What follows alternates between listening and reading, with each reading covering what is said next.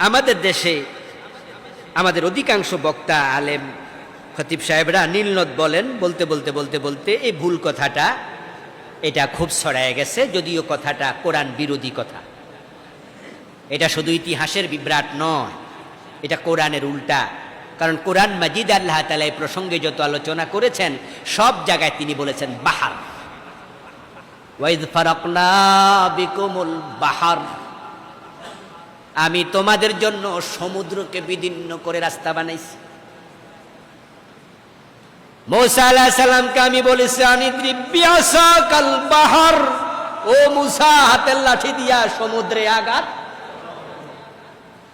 বাহারুন মানি সাগর, নাহারুন মানি নদী। এখন আমাদের দেশে কে বা কারা বাহারকে নাহার বানায় ছেড়ে দিছে আমি জানি না। মিশরের লোকেরা নীল নদে ফেরাউন ডুবেছে এটা শুনলে ওরা হাসে। ওরা বলে যে তোমরা করতে শুনলা, আমরা তো এটা শুনি নাই কোনোদিন। নীল নদ কায়রো শহরের মাঝখান দিয়ে গেছে। আমি নিজেও 4-5 বছর আগে গিয়েছিলাম। আমার কাছে মনে হলো শক্তিশালী কোনো বলার যদি বল মারে এপার থেকে ওপারে চলেও যেতে পারে। এ হচ্ছে নদীটার প্রস্থ, খুব বেশি প্রস্থ। আর সাঁতার কাটার জন্য যদি আপনাদেরকে নামিয়ে দেয়, গ্রামে গঞ্জের পোলাপানো সাঁতার কাটা এই পাশ থেকে ওপারে চলে যেতে পারে।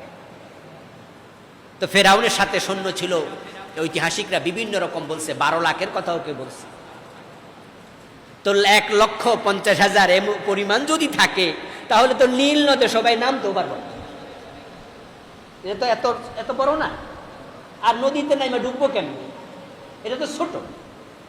বরং সাগরে, আল্লাহ সাগরের কথা বলেছে। যে জায়গায় ফেরাউনের লাশ পাওয়া গেছে ওই জায়গাটার নাম হামামাতু ফেরাউন। আর কোরআনে পাওয়া যায় সাগর পার হওয়ার পরে ওই তীরে গিয়ে তারা পিপাসিত ছিল। সাগরের পানি আছে অনেক, কিন্তু খাওয়া যায়? বঙ্গোপসাগরে গেছেননি?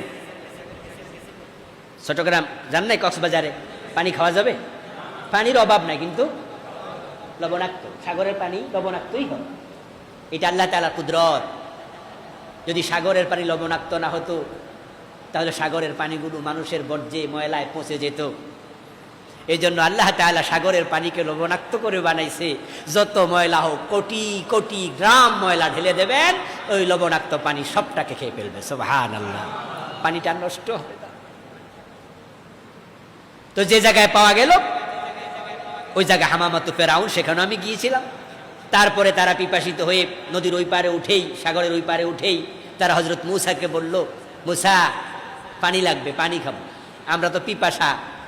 হযরত মূসা আলাইহিস সালামকে আল্লাহ বললেন হাতের লাঠি দিয়া তুমি পাথরে আঘাত করো। তিনি করলেন। সেখানে 12টা ঝর্ণা তৈরি হলো। ওই ঝর্ণাগুলো এখনো আছে। এক একটা এরকম আপনাদের এই মসজিদটার কাছাকাছি সমান হয়ে যাবে, কাছাকাছি এই ফিলার পর্যন্ত হয়তো হবে। পানি নাই, একবারে নিচে কিছু কিছু পানি আছে। এরকম বিশাল বিশাল 12টা, এগুলাকে বলা হয় উয়ুনে মূসা। কিছু খেজুর বাগান সেখানে আছে। তাহলে এটা সাগরের পারে, নীল নদের পারে। তাহলে বোঝা গেল ওই দিকেই গেছে। তারপরে এবার কোরআনে সূরা বাকারাতে আল্লাহ আলোচনা করেছেন।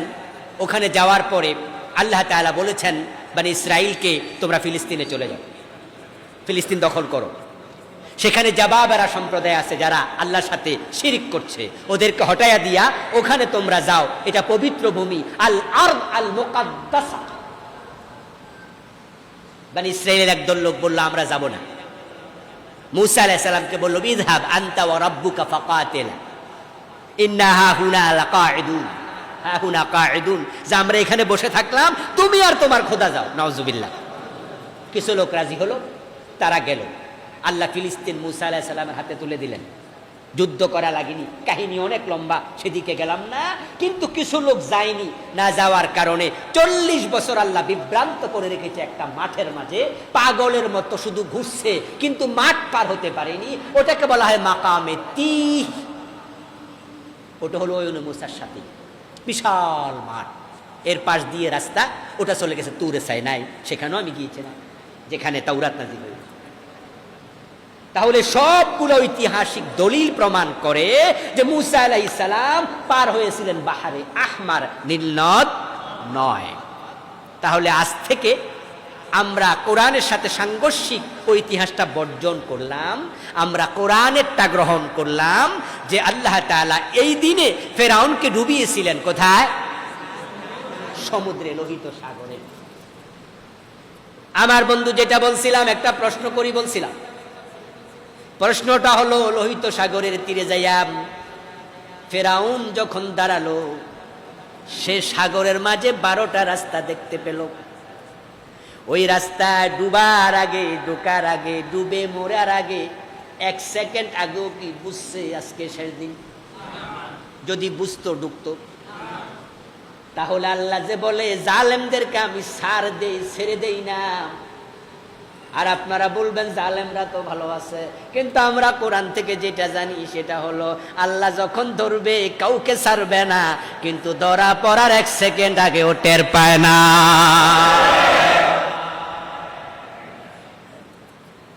আল্লাহ তাআলা ফেরাউনকে একা ডুবালেন তা নাকি সৈন্য সহ? ফেরাউন কি ঘুমিয়েছিল না সজাগ? ফেরাউন কি পদত্যাগ করে এসেছে না ক্ষমতায় ছিল? তাহলে এই সবগুলো আলোচনা কি বুঝায়? আল্লাহ যখন ধরে ক্ষমতাও বাঁচাতে পারে না, আল্লাহ যখন ধরে সৈন্যরাও রেহাই পায় না। জালেমরা কখনো বাঁচবে না, জালেমদের কখনো বিজয় হয় না। তবে আল্লাহ ধরার আগে যারা মুমিন তাদের একটু পরীক্ষা দেয়া লাগে। যেমন আবু জেহেল মরেছে বদরের যুদ্ধে কি, এর আগে হযরত সুমাইয়াকে শহীদ হওয়া লেগেছে, হযরত আম্মার ইবনে ইয়াসারকে শহীদ হওয়া লেগেছে, ইয়াসারের পরিবারকে ত্যাগ স্বীকার করতে হয়েছে, বেলালের গলায় রশি লাগানো হয়েছে। এইভাবে অনেক জুলম খাব্বাব রাদিয়াল্লাহু তাআলা আনহুর পিঠের মাঝে গর্ত হয়ে গিয়েছে। কত কষ্ট কিছু লোককে সহ্য করতে হয়। তারপরেই আল্লাহ তাআলা জালেমদেরকে শেষ করে দেন, মাজলুমদেরকে আল্লাহ বিজয় দেন। এখন এই কারবালা থেকে, এই আশুরা থেকে আমরা যারা জালেম তাদের জন্য শিক্ষা আছে, যারা মাজলুম তাদের জন্য কি আছে? শিক্ষা আছে। আজকে যারা ইয়াজিদের পক্ষের লোক, কেউ স্বীকার করবে না আমি ইয়াজিদের পক্ষের। এর কারণ হলো ইয়াজিদ একটি নিকৃষ্ট চরিত্র।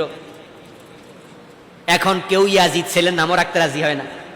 আমার মনে হয় বাংলাদেশে কোনো হিন্দুও রাজি হবেন যে 10,000 টাকাও দেন, কোনো গরিব মৎস্যজীবী হিন্দু, রিক্সাওয়ালা হিন্দু যার ঘরে টাকা পয়সা নাই, হেরো যদি আপনি কোন যে ভাই 10,000 টাকা তো অনেক টাকা, তোমার আমি আল্লাহর হস্তে দিলাম, সওয়াবের নিয়ত ছাড়াই দিলাম, যাও এমনি দিলাম।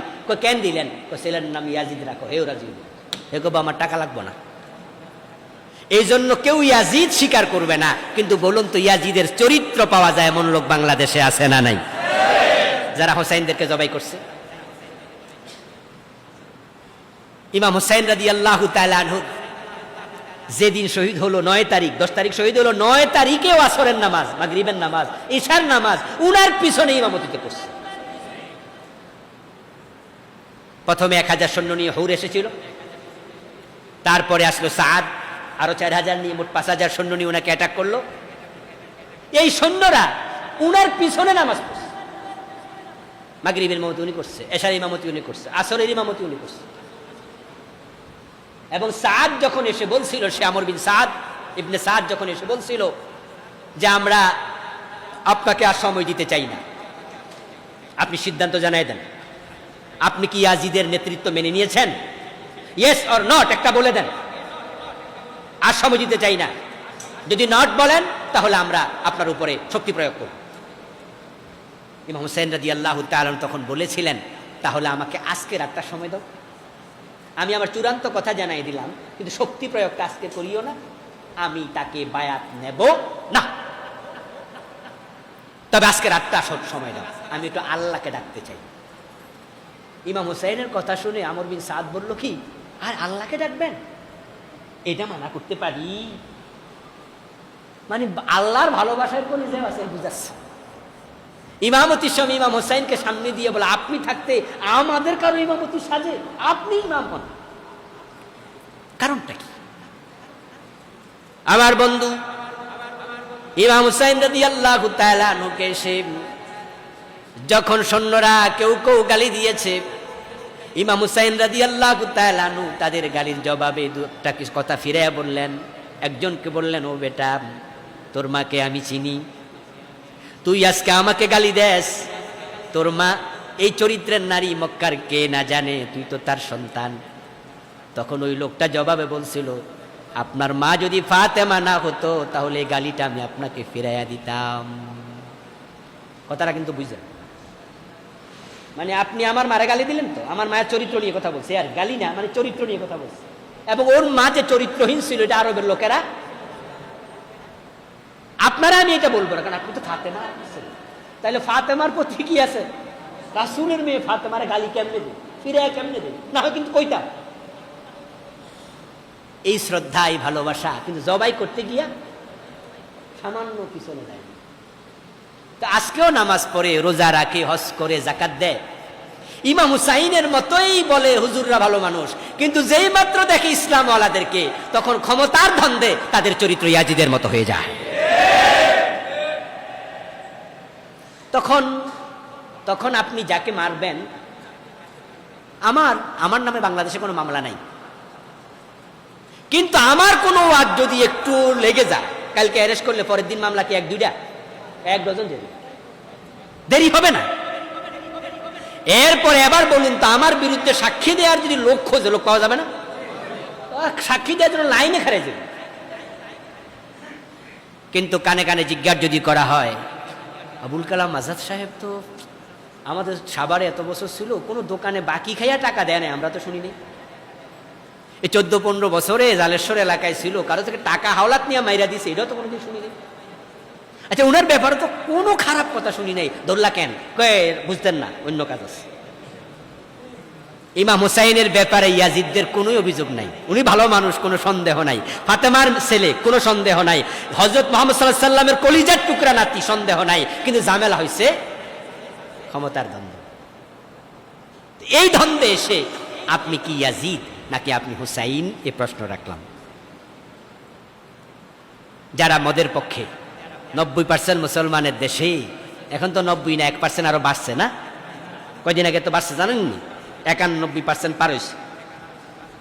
কিন্তু সেই দেশে ইয়াবা, রমরমা ব্যবসা চলছে। গাঁজা, হেরোইন, ফেন্সিডিল, সুদ, ঘুষ, হত্যা, ধর্ষণ। আজকে ওদের পার্সেন্টেজ কত?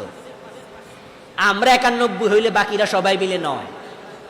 কিন্তু হিসাব নিয়ে দেখুন, যত অফিস আছে সব অফিসে চাকরির ক্ষেত্রে মনে হয় তারা 50%-এর বেশি। আমরা নিজের ঘরে আজকে গরজামাই, পরিস্থিতি আরো খারাপ হবে। এই জন্য এই মহরম আসলে চোখের পানি ছেড়ে দিয়ে ইমাম হুসাইনের কথা বলে কান্না করার কোনো দরকার নাই। এটা শোকের মাস না, এটা বীরত্বের মাস। ইমাম হুসাইন মাথা নত করে কল্লা দেয় নাই, বাঘের মতো, সিংহের মতো গর্জন দিয়ে কল্লা দিয়েছে। এই জন্য হায় হোসেন, হায় হোসেন বলে তাজিয়া করার কোনো দরকার নেই। কে বলেছে আপনাকে চোখের পানি আনতে ইমাম হুসাইনের কথা বলে? কবি নজরুল চমৎকার বলেছেন, ফিরে এলো আজ সেই মহরম মাহিনা, ত্যাগ ছাই মরসিয়া ক্রন্দন চাহি না। তোমার চোখের পানি দরকার নাই, ইমাম হুসাইনের মতো মাথা তুলে দাঁড়াও। দ্রিম দ্রিম বাজে গণদ্বন্দ্ব বিদা মামা, হাকে বীর শির দেগা নেহি দেগা হে মামা। পাগড়ি দেব না, কল্লা নিতে পারে। আজকে হুসাইনের মতো কিছু লোক দরকার। ইমাম হুসাইন রাদিয়াল্লাহু তাআলা আনহু সত্যের পক্ষে মাথা উঁচু করে দাঁড়িয়ে জালেমদের বিরুদ্ধে যে ভূমিকা পালন করেছিলেন। আজকে আমরা যারা নামাজিরা শুধু আছি, বেনামাজির কথা বাদ দেন, আমরা যারা টুপিওয়ালা, দাড়িওয়ালা, ইসলামওয়ালারা আছি, আমরা টুপিহীন, দাড়িহীন, সুদখোর, ঘুষখোর, মদখোরদের কথা বাদ দেন, শুধু আমরা যারা ইসলামের পক্ষে এখনো আছি, যে আমরা একমত হয়ে যেতে পারি, ইয়াজিদরা লেজ ঘুটে পালাতে বাধ্য হবে ইনশাআল্লাহ।